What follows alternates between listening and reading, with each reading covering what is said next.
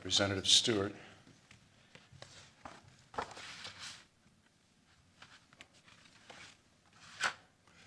In 1977, a man named Bob Hand got into financial difficulty. He killed his wife, Donna, for life insurance proceeds, and he got away with it. In 1979, again strapped for cash, Bob Hand killed his second wife, Lori, right here in Columbus. Somehow his third wife managed to get a divorce before she too became a source of life insurance proceeds for him. But in 2002, he conspired with a friend of his named Lonnie Welch to kill his fourth wife, Jill Hand. And then he killed Lonnie Welch to make sure that he couldn't testify against him. 4 murders. Cold blood over nothing more than money over a period of 25 years. In 2003, I prosecuted Bob Hand. I stood in front of the jury in the Delaware County Court of Common Pleas, and I asked the jurors to listen to the evidence, listen to the mitigation, and hear about Bob Hand's life, and to return a death penalty. This is not an easy thing. This is not a casual thing. It's not a political football. It's one of the hardest things I've ever had to do, to ask my fellow citizens to return a verdict that would result in the death of another human being, but they rose to the occasion, considered the evidence, and did return a capital verdict. He then exhausted his appeals in 2018, state system, federal system, all the way to the United States Supreme Court. Since 2018, he's had nothing left to argue about, and yet he still sits on death row 21 years later. Later this year, it'll be 21 years. I support this bill, saying that the law of Ohio should be thwarted, be able to be thwarted, because pharmaceutical companies don't want to sell the chemicals. It is an abdication of the sovereignty of the state of Ohio, which still has this law on its books. The average time on death row for a death row inmate now is nearly 21 years. This book, which we produce every year by mandate of the General Assembly, details case after case of people who are the worst of the worst, whose sentences are deserved, who are still sitting and waiting their day of justice. This is an exercise in democracy. I am aware of the moral weight of this debate. But this is the law of the land.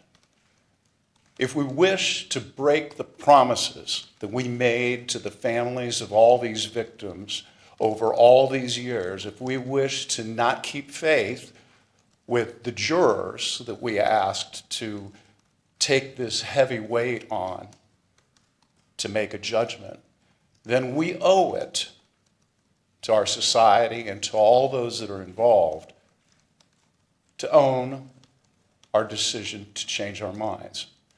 I recognize that there are people with legitimate and deeply held beliefs that don't think we should have capital punishment. I respectfully disagree with that, having been a prosecutor, having actually had to handle one of these cases.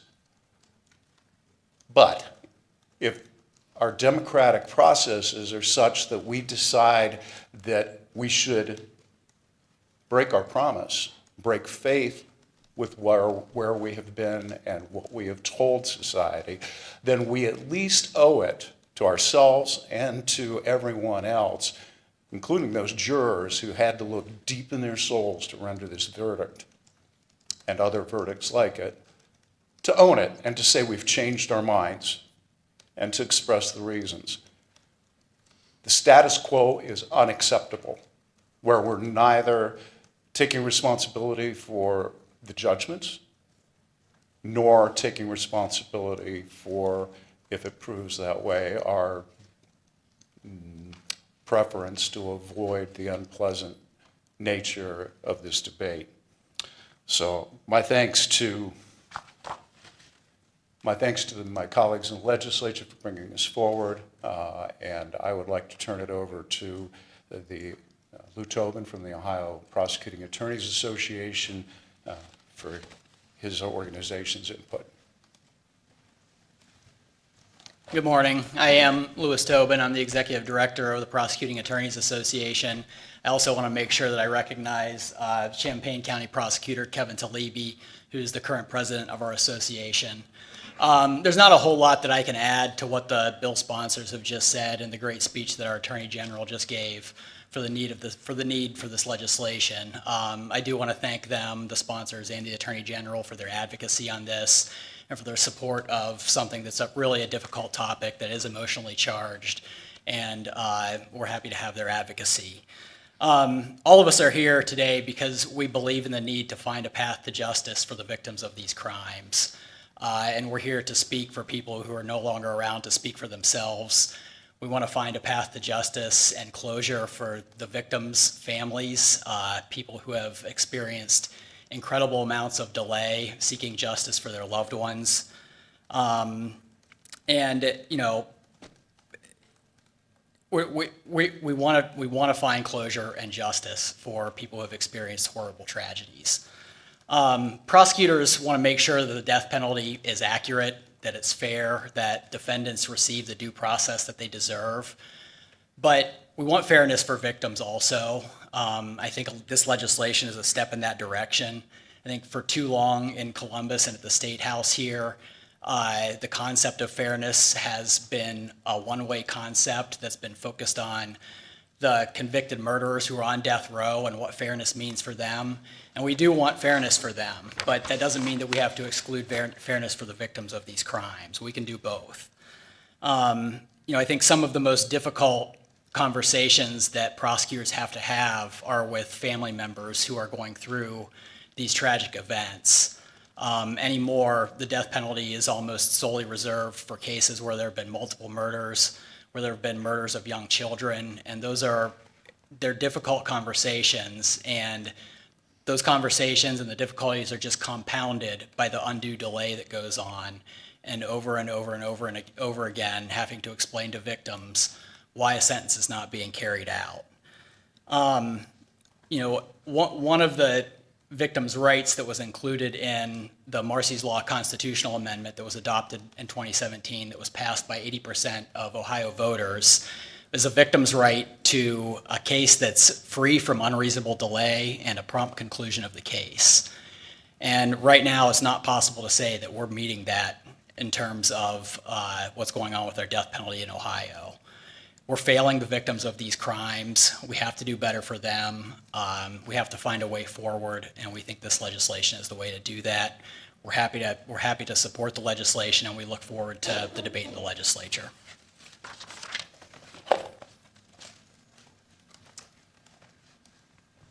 We do have copies of the bill that was filed this morning. My legislative aide, JT, has 10 or so. If anybody doesn't, if we run out, just contact our office. We'll be sure to get a copy to anybody who wants to see that. With that, I think we are willing to take some questions as you would have them. This method of execution has now only been used once in known history in Alabama last week, and obviously officials say it was successful, but as this bill goes through the hearing process, it's going to be scrutinized as any legislation is, but medical practitioners generally won't talk about it because of their general opposition to the death penalty, and the Vets Association has called it an inhumane way to put down animals. So are there concerns about the lack of prior evidence in actually using this on humans? I think you touched on it. This has been used now successfully in Alabama. The officials who were involved in that execution said it went as they expected it to go. I think it's important to point out that there has been litigation that's gone all the way to the United States Supreme Court where a death row inmate was actually requesting to be executed using nitrogen hypoxia under his belief that it would be a less painless and more, humane, in his words, method of execution. We've cited in our co-sponsor requests, there's federal courts in Ohio that have looked at this where even defense counsel have said this is a reasonable, humane method to carry out these punishments. And so we don't have that concern today, but that's what the legislative process is about. Does this bill state that lethal injection remains the preferred method and nitrogen hypoxia is the backup, or is there a choice that can be made? So the legislation would give the condemned inmate the option to choose between lethal injection or nitrogen hypoxia. However, the bill does say that if lethal injection is not available, as has been claimed for the last 5 years, then nitrogen hypoxia shall be used in those situations. So in other words, say the inmate chooses lethal injection right now, they would go forward without any delay in the process of it. Making sure I'm understanding your question, if an inmate under this bill says would elect to be executed by lethal injection, if lethal injection drugs are available, then that is the method that would be used. But if a inmate says, I want to be executed with lethal injection, and ODRC or the governor says we don't have the means to do that, then nitrogen hypoxia would be used in that situation.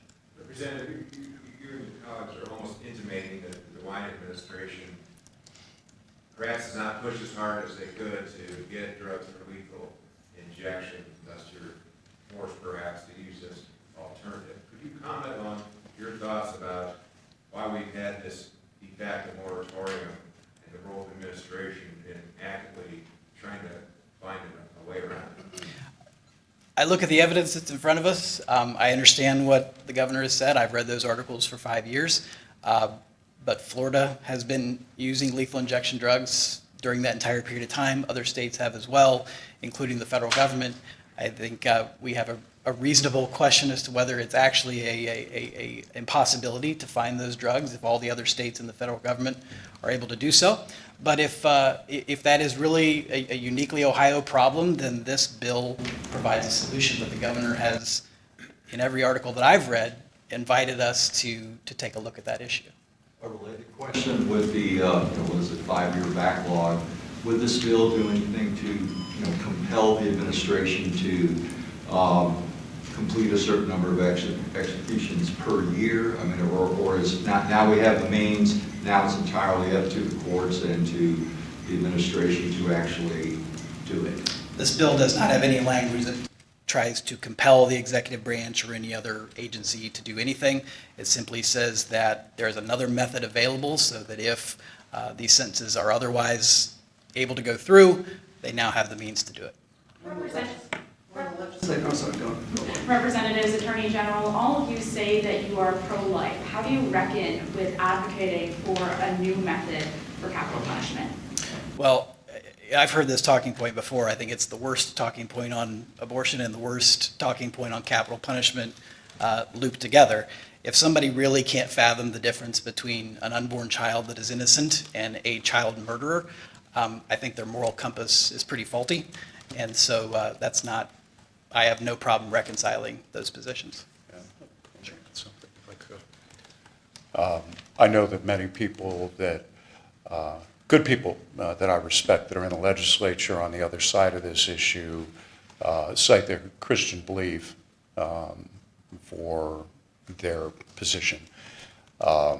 I've done a fair amount of reading with both Protestant and Catholic philosophers. I think there's, not only do I agree that there's a difference between an innocent life and a guilty life, that has received due process. I also don't believe that, I don't think you can make the argument convincingly that the scripture requires a anti-capital punishment position. There are two things, though. I want to go back to what you said for a second, your question, Daryl. the federal government had a stockpile of lethal drugs at the conclusion of the Trump administration. So I don't think that the federal government has had to procure those drugs. And this gets complicated because the pharmaceutical companies also have other products. And as I understand it, their position is that if the state government were to use their drugs in a manner that they don't want for capital punishment, that they would refuse to sell other drugs. That places the governor in a difficult position. Now, whether calling their bluff would produce a different outcome, or whether they would actually go through with that, is an unknown and a hypothetical. What this does is it changes the trap that we're in, the logical conundrum that the governor would be in. So it's giving him another tool in his toolbox. Where would the nitrous gas come from? Nitrogen, not nitrous. Nitrogen is widely available commercially and, in fact, can be manufactured easily. I have no qualms about whether we would be able to secure a supply. It would be a private sector contract of some kind? I'm sorry? It would be a private sector contract of some kind? I would assume that that would be where we would start. I candidly don't think it's outside the realm of possibility that the state could get its own. I mean, there's nitrogen in this room. There's more nitrogen in the air you're breathing right now than there is oxygen. So I think that that's not going to be a problem. It was also asked about whether this is whether it's cruel, whether it's unnecessarily painful. It's important to recognize that Europe is already using this for assisted suicide. So either you have to believe that modern, enlightened, oh-so-sensitive and progressive Europe is condoning the use of a cruel method for those that seek assisted suicide, or actually it is as it's the people up here are suggesting, which is a reasonable way to accomplish this goal. You also would have to conclude that all the people in Europe that have elected this method of suicide are voluntarily undergoing a painful route of doing so when there are other means available in Europe. And I just don't think that that logic flies at all. It doesn't stand up to the first degree of scrutiny. What does the support for this bill look like, given the containing legislation in the House and Senate to abolish the death penalty? So the bill we filed today has 13 co-sponsors. We appreciate that level of support in the caucus. When we have talked to our colleagues over the last, however many years we've been in the building, the support for existing law as it relates to capital punishment is very strong in our caucus. Now, every year, every General Assembly, we have an abolition bill that gets introduced, and you have a small handful of the caucus that signs on to co-sponsor those bills. A lot of stories get written about that small handful of folks. The bills never go anywhere, and then we're kind of right back where we have been. And so what we're trying to do with this bill is provide an outlet for what we believe is the majority opinion within our caucus, at least, as to how the law should be. There is not support for abolition. That's why it does not pass. We don't believe there's support for abolition in the public, and we believe that there is. Ohioans are asking, these sentences have been enacted. We need to see them carried out. If this bill passes, how long do you anticipate it will take before an execution would actually be carried out with nitrogen gas? That's a bit beyond me, probably, but Years, months, decades? My understanding from talking to the Prosecutors Association is there are around 30 death row inmates who have exhausted all appeals and so are simply waiting for a date. And so if there is an available means, we've seen the schedule in different articles talking about this before.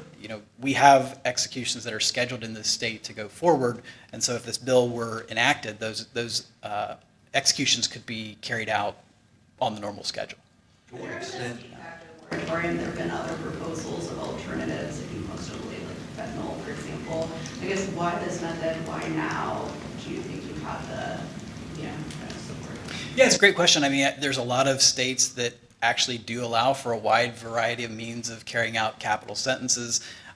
We've spent a lot of time kind of looking at those different states and what we thought would be most palatable here in Ohio. And so there has been a trend over recent years of states successfully providing for nitrogen hypoxia as an alternative.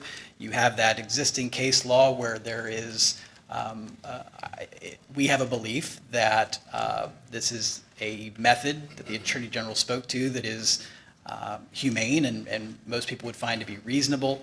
And so, we're trying to arrive at a method that can gain the broadest support within the legislature and hopefully pass. Our belief is that this has a better shot than some of the things that other states have done. To what extent would this require new DRC facilities or equipment, more than something just negligible staff and/or training? And of course, the executive has to go on with that. I don't want to get too far out over my skis on their facilities, but my understanding, reading from other states, is that Alabama did not have to, construct some alternative facility, and I don't believe the other states that have authorized this method have had to make any drastic changes to their facilities either. Attorney General, what is the status of litigation? I remember that I think it was Magistrate Mers that had retained jurisdiction for a while on the protocol. Is just by changing this protocol, you automatically end up having to go back to court to defend it? Well, I'm sure that if this is passed and signed into law, that it will be challenged immediately. That's the nature of the world we live in. I also take note of the case in Alabama, which did go up to the Supreme Court for a request for stay under the Eighth Amendment and was denied. So I think that the legal challenges will come certainly, but I also am optimistic that they would be resolved in relatively short order, absent any kind of unforeseen evidence that doesn't exist now. And this would be new litigation as opposed to existing litigation that's still open? Yeah, I think that would be an interesting question if they tried to challenge it under the existing legislation, or existing rules, because the complaint doesn't include nitrogen. If they tried to do that, then I think we would probably oppose that on procedural grounds and force them to file a new complaint, but that's pretty far in the weeds. You've advocated for this being a humane method, but I'm wondering what your thoughts are on reports that Mr. Smith of Alabama convulsed for several minutes before actually dying. So obviously I wasn't present as a witness, and important for me to recognize that. Look, the run-up to that execution, the inmate had made it very clear that he didn't want to die by any means. He was in the courts. He didn't want to die by this means. This is a convicted murderer. Yes, I expected that he would struggle against his restraints. The attending physician said that he held his breath. I have no reason to disregard the attending physician's observations. And so I don't think that the behavior of the inmate is indicative at all about the nature of the process and is indicative of the very human instinct to fight for life. Attorney General, let's talk about financial impact. Your report from, I believe, last year talked about how this process has cost the state tens of millions of dollars and isn't currently working. Do you think that using this new method would alleviate that kind of financial burden, or would this cause a whole other financial, excess from a new process? Well, it's important to realize that a great deal of the money that gets spent on capital punishment is spent in the appeals process, and appropriately so. Why do we spend all that money? We spend all that money because we want to make sure that every last shred of evidence, every last argument is considered so that we don't make a mistake, an irreversible mistake. And in fact, the system has shown over and over again that it does that well. Now, that costs some money. The question I would suggest is, does the capital punishment warrant, in these most extreme cases, the cost? I would suggest that it does. When we look at the numbers that we spend on many other things of lesser import than life and death, these numbers pale in comparison and are appropriate to make sure that we have a system that has many, many fail-safes, many, many eyes, many, many checks and balances to avoid making a mistake. This specific method in the lead up in Alabama, one of the concerns that I read was that because it was not an injection, it was a gas, anyone in the room could potentially be exposed. Would something like, would something like that with this new method open the state up to potential litigation if something is to go wrong? Well, again, there's nitrogen in this room, lots of nitrogen. It is not nitrogen that kills you, it is the lack of oxygen because you're breathing nitrogen. No, I'm not concerned that we might have a few milliliters of nitrogen gas leak out. It will join the rest of the nitrogen in the air. To the co-sponsors of the bill, besides the Attorney General and the Prosecuting Attorneys Association, what other people or groups did you consult when drawing up this bill?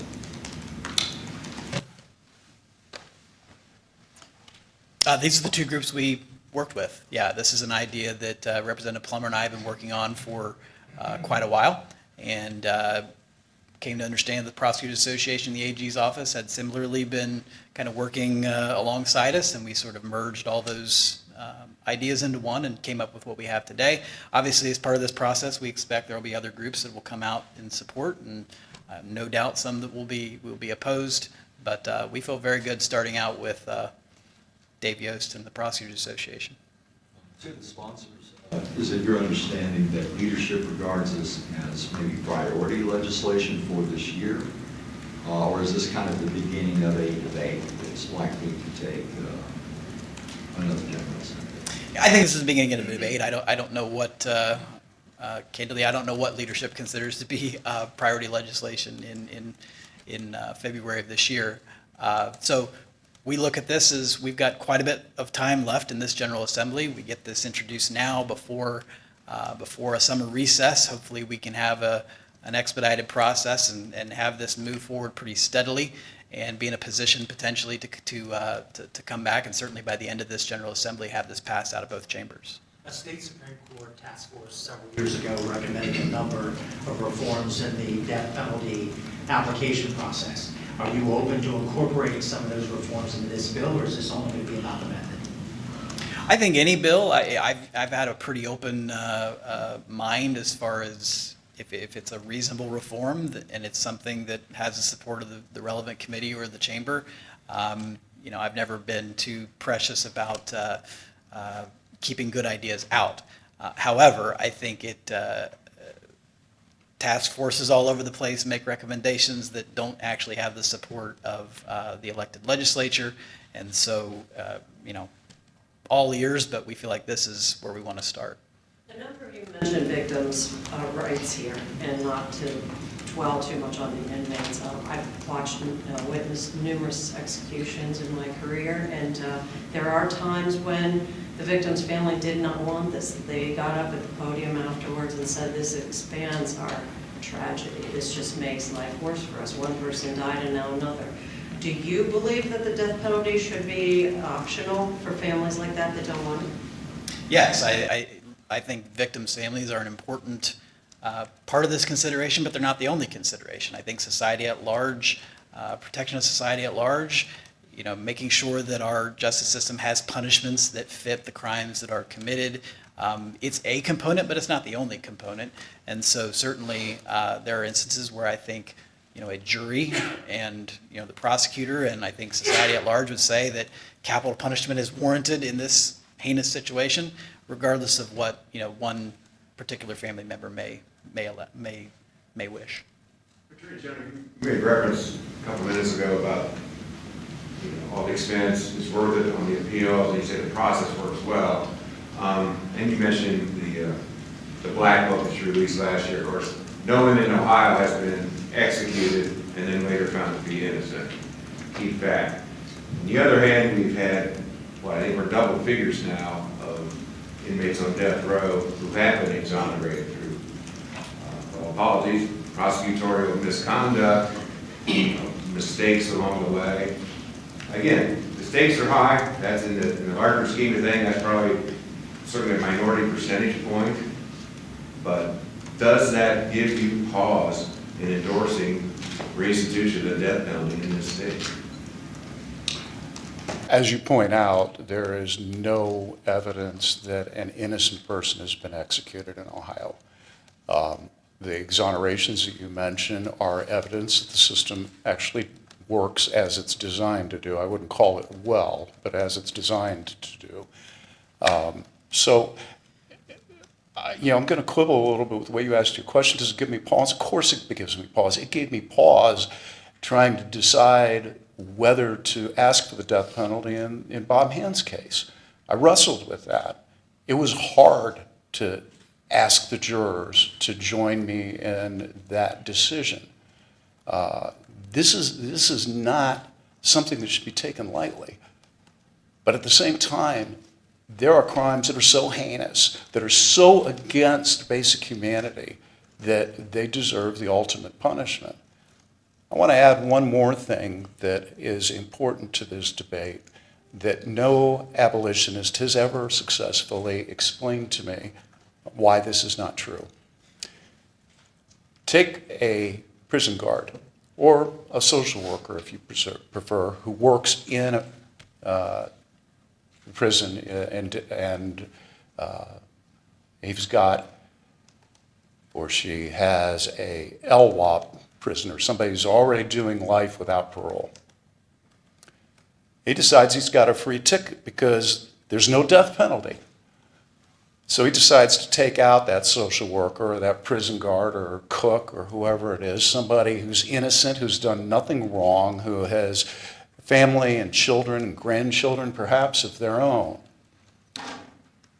What's your penalty for that person? The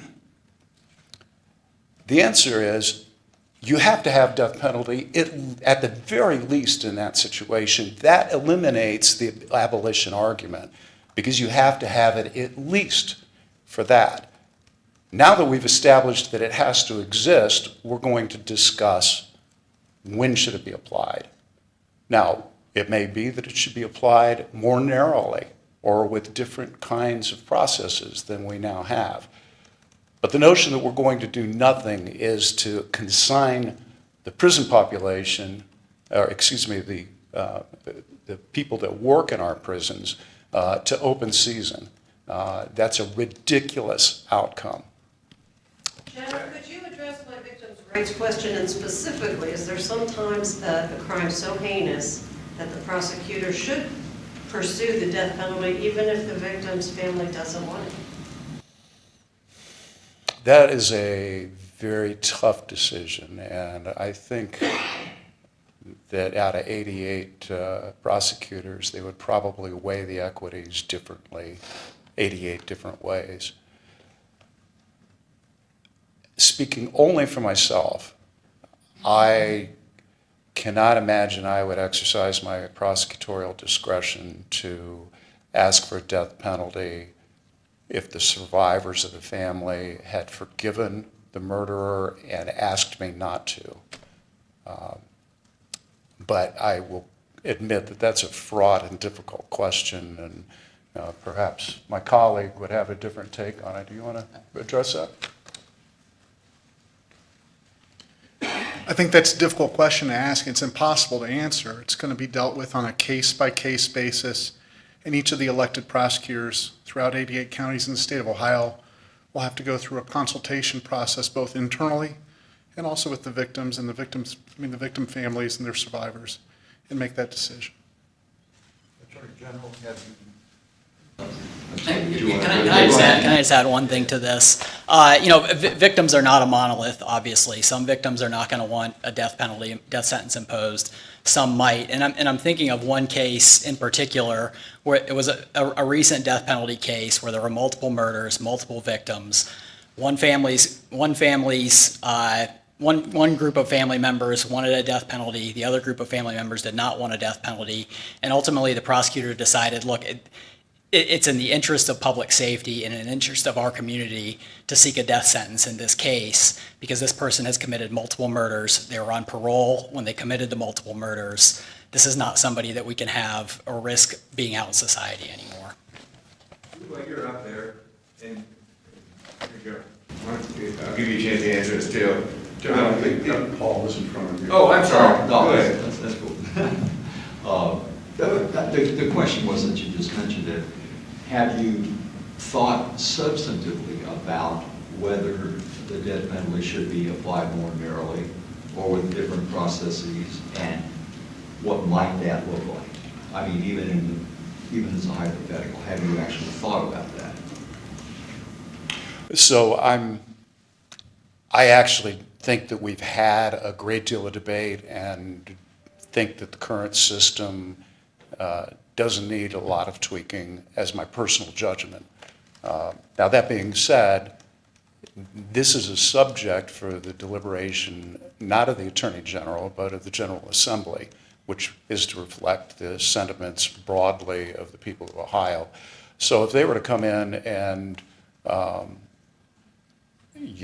change the weighting of the consideration of mitigation, if they wanted to make certain offenses ineligible for the death penalty that currently are eligible, that would be up to them to do. My sense is that the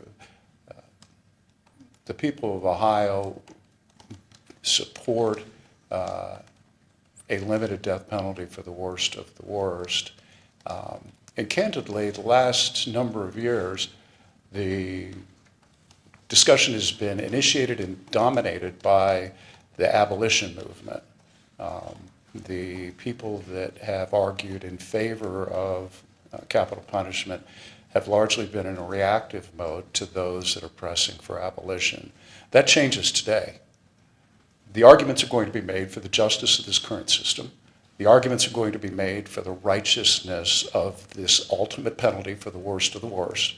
And we're going to have a debate that's long overdue, and I hope that the legislature gives us an answer. I hope it's the answer that I want.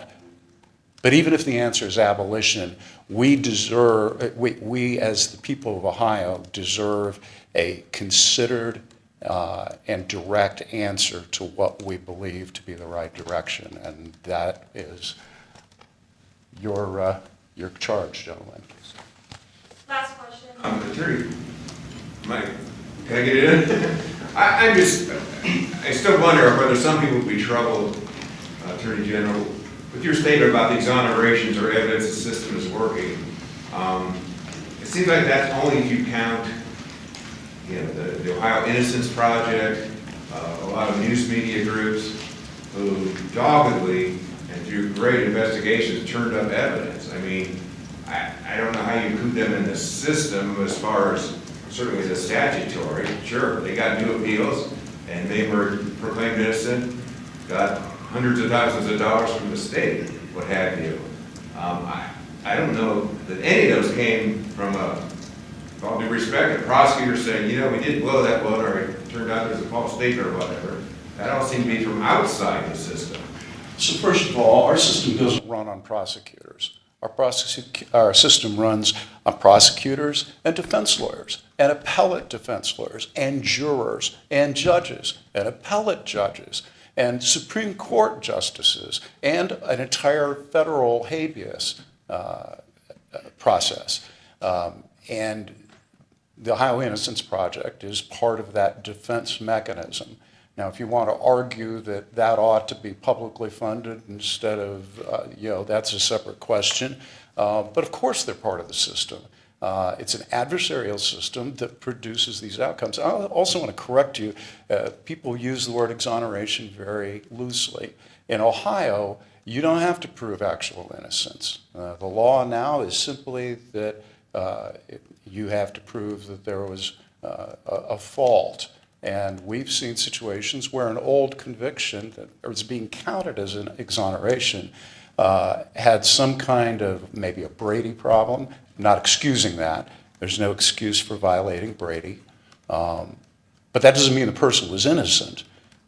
But because of the passage of years, the evidence, the witnesses, it's not able to be tried anymore.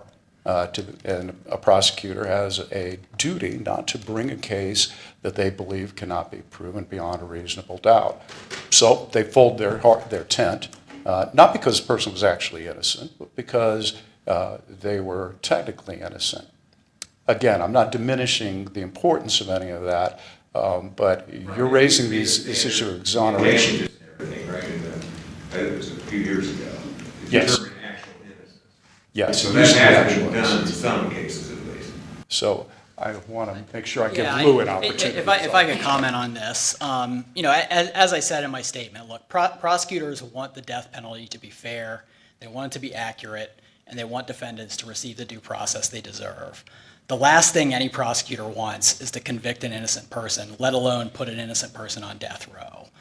If you look at the way the death penalty is used today, prosecutors want to be assured of the person's guilt before they charge them with a death specification and pursue the death penalty. I think I've lost my train of thought. I guess I'll just leave it at that. And, prosecutors want to be assured of their guilt. I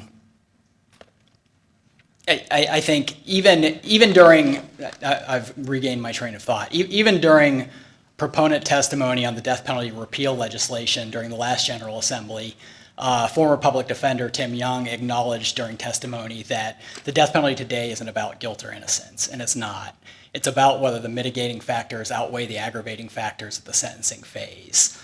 And so recent death sentences, there's been absolutely no question that the person who is charged with is facing a death sentence has committed the crime. There's none.